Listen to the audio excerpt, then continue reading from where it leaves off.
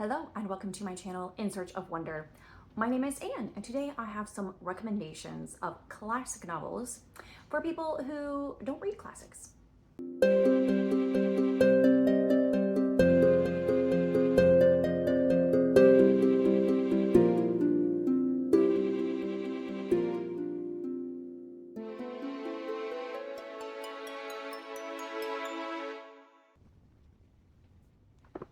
In my video last week, I had some tips for how to acquire a taste for reading the classics if you don't have a background in reading them and you really want to. You want to understand why it is that classic literature has stood the test of time and people are still reading it and enjoying it.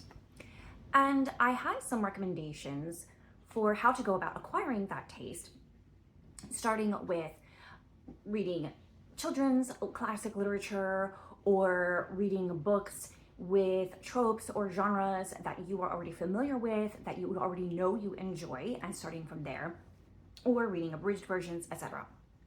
Today I have some recommendations that will help you in that journey in acquiring that taste. These classic novels that I want to share with you today all have been written, let's see, in the case of most of them, more than 100 years ago, and several of them are considered actual classic literature. Some of them are more genre fiction that just happen to be older, and one of them is more of a modern classic, a mid-century modern classic.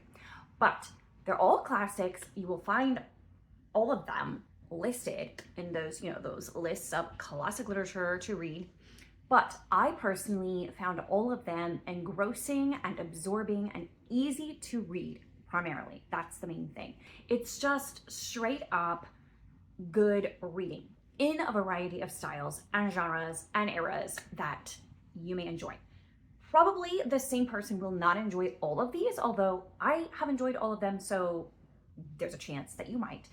But there may be at least one book in this list that you might want to try and that I think that you will enjoy. So let's talk about these books. I actually have a couple bonus ones besides these 5 that I have on hand. So where are my notes, first of all? Right there. So the first one I want to mention is one that I actually read for the first time, not last year, but the year before. So I really need to read more by this author because I enjoyed this one and I want to read more. If you like a good detective story or a murder mystery, then you will like this one. It also has a little bit of a gothic feel to it. Not a really strong one, but a little bit of a gothic feel because of the setting. Part of it is set in the moors in England, and there's some kind of faintly spooky stuff going on. So there's a little bit of an element of suspense, but it's not terrifying. It's maybe not quite cozy, but I did read this during some snow days in January a couple years ago, and that was the perfect time to read it, and I really enjoyed it. The book I'm talking about is The Hound of the Baskervilles by Sir Arthur Conan Doyle, which is, of course, a Sherlock Holmes story. This one, again, one of my recommendations was to start with something that you know. Most of us are familiar with Sherlock Holmes as a person, as a character, even if we've never read any of the books. You may have seen TV shows or movies based on him. You may have already read adaptations of the Sherlock Holmes stories. So it's a great place to start, to dip your toe into classic literature without having to, get deep into the weeds. This particular book was originally published, I have no idea when, 1905. So this is 120 some years old. So definitely qualifies as a classic book. The next one that I want to share with you is a much gentler story overall. There is a bit of caveat here. There are some unsettling scenes in this story that involve mostly animal cruelty. I don't recall the scenes themselves being graphic, but it is mentioned. And it is disturbing enough for some people that it gives them a bad taste for this book. For me, it was such a small element and it was used to illustrate the character of the people involved and to demonstrate how terrible they really were. Also, side note, those scenes came from real life. So they were actual things that happened in the life of the person who wrote this story. So it's based on fact. That aspect is based on fact. And a lot of actually this story is based on fact. However, overall, I would say that this is a much gentler classic. It's not fast-paced. It's not about adventures or mysterious things or spooky things or gothic things. It's about real people with real lives facing real challenges and how they overcome them. And it's about internal challenges, emotional challenges, spiritual challenges, as much as it is about physical challenges of daily life. And that is Agnes Grey by Anne Bronte. This was the last full-length Bronte novel that I read, and I was blown away by how un-Bronte it was, right? So all of the other Bronte novels by Charlotte and Emily, and even Anne's other novel, they are longer. First of all, this is a relatively short book, more of a novella, honestly, in length. Their other books are longer, they're wordier, they have a lot more drama and melodrama in them. This one is not like that at all. The tone is completely different. In fact, when I read all the way through to the end, I felt like I had just finished a modern day, like a contemporary written historical fiction, Christian fiction novel. That was the feeling for me, was like historical Christian fiction, because if you didn't know who the author was, that's what you would feel like it was, because that is the whole tone of the story. And it is at heart ultimately a romance, although there's a lot more going on here in terms of character development and story than just that, but that is a strong part of it as well. So I thoroughly enjoyed this one. I would like to reread it. I have read most of the Bronte novels twice. I've not read The Professor and Villette twice. So this is one that I will want to reread eventually, probably before I get to The Professor or Villette, because both of them, not sure that I want to reread for various reasons, but this one will definitely be a reread for me at some point. So if that sounds like the sort of book that you would enjoy, then reach for Agnes Grey on this list. And then this one couldn't be farther from that, couldn't possibly be farther. And this is the modern classic that I mentioned. So the language in it is going to be much closer to our modern language. So you won't have barriers there.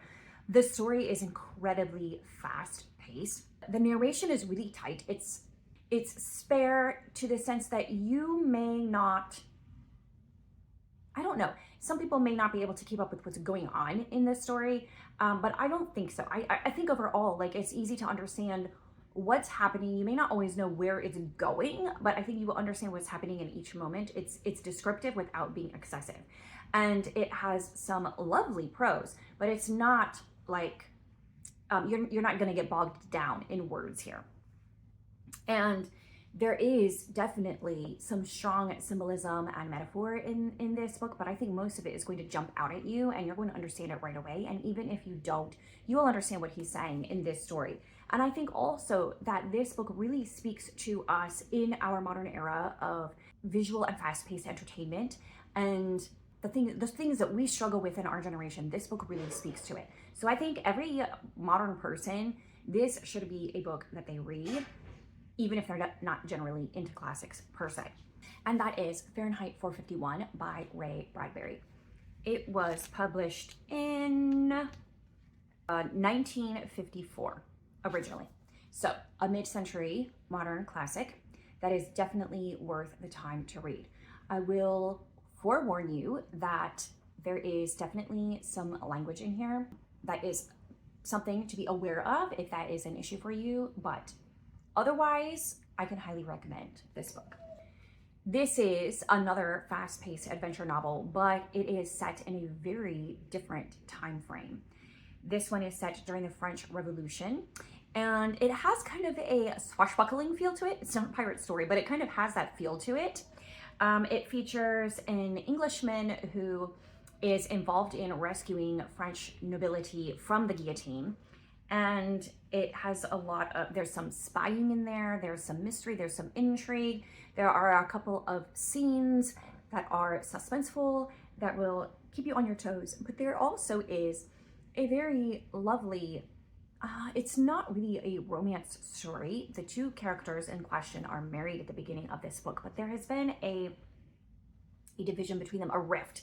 And through the course of the story, that rift gets healed by information that is uncovered and discovered, and secrets that are laid open during the course of the story.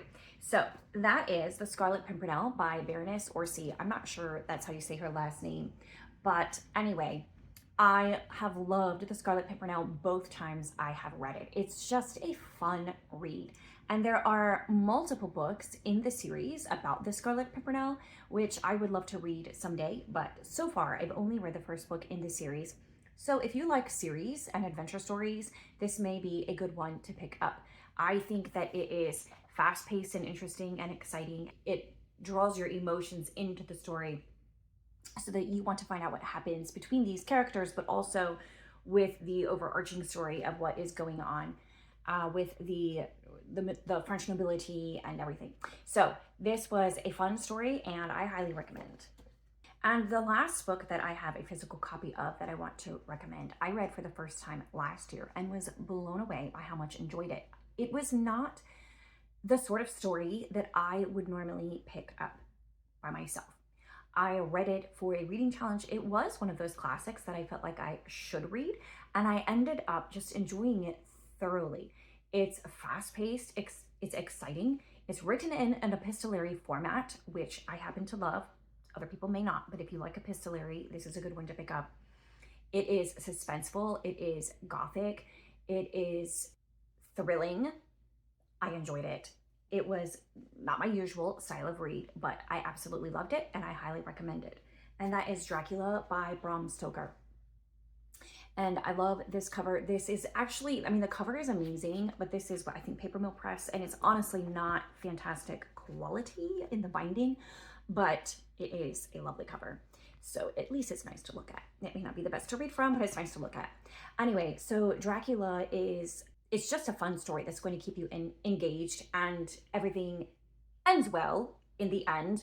So it has a satisfying conclusion, and it is also very strongly Christian in its themes, which surprised me as well. I did not know that before I picked it up to read it. So it is a wonderful book, highly recommend. If any of that sounds good to you, if you like vampires or supernatural stories, that sort of thing, then you will definitely enjoy this. Fantastical elements to it. Great story. I do have a couple bonus mentions of books that I don't actually own, but I could also recommend. If you like dystopian, I highly recommend a couple books by George Orwell, 1984 and Animal Farm. Depending on a variety of factors, 1984 may not be quite the book for you. 1984 can be quite graphic and gruesome. There are torture scenes, just going to forewarn you, that I personally did not enjoy. It was a powerful book and I enjoyed the reading of it, but there were some passages that I had to slog through, and there were some aspects of it that I didn't love, and then there were those torture scenes. But it is an excellent example of a dystopian book, and so if you like dystopian in general, you might like 1984. If you don't mind a little bit of gruesomeness, go for it. However, if you need something a little bit lighter, then Animal Farm is the book for you. Animal Farm is a very readable, it's much more on a level where most people can appreciate and understand. In fact, middle schools might read this book rather than 1984, for example, to have an understanding of a classic dystopian novel, because it's set, animals are the characters, it's a farm setting, and it's just more approachable in that way, and the rating is more approachable. So I recommend Animal Farm primarily, but 1984 if you think that you're up for it. And then finally, my other bonus would be 3 Men in a Boat by Jerome K. Jerome. This one also would fit for the February challenge to read a book that makes you laugh. It is a humor book, and it is also travel memoir. So if you like humor and if you like travel memoir, then this would be a good place to start. And you will probably be shocked that it was written in the Victorian era, and it doesn't feel like it at all. It is not overly wordy. It is very humorous, very amusing. There may not be a lot of scenes in it that are laugh out loud funny, but it's definitely very amusing. It's about three men and their dog, and they take an excursion down the Thames, and there is some travel memoir sort of elements to it, some factual elements where there are some places they stop along the way that you can to this day stop along the way, towns, and there's actually like pubs. I don't know that all of them are in existence nowadays, but some of them are. Some of the places they mentioned are still in existence today because I looked it up afterwards. So it was based on, in some cases, actual events. Like this excursion down the Thames was a thing that happened, and I think that the person who wrote the story was writing based on real life experiences, but also there's a lot of stuff thrown in there for drama and humor and etc. And it's kind of like in a series of vignettes as they travel down the Thames. So it is a fun read, and if you like travel writing or humor, then that would be right up your alley. So a good place to start with classic Victorian literature, even if it's not very much like other classic Victorian literature, you might be surprised. So those are my recommendations for 5+ classics that don't read like classics. So if you hate classics and you've never read these books, give them a try and then come back and let me know what you think. And in the comments, please recommend some other books that you would say are great starting places for classics for others who haven't read classics at all in a variety of genres and eras, etc. And also let me know if any of these books are books you have read that you really enjoyed or not. Let's talk about all of it in the comments, and I will see you next time.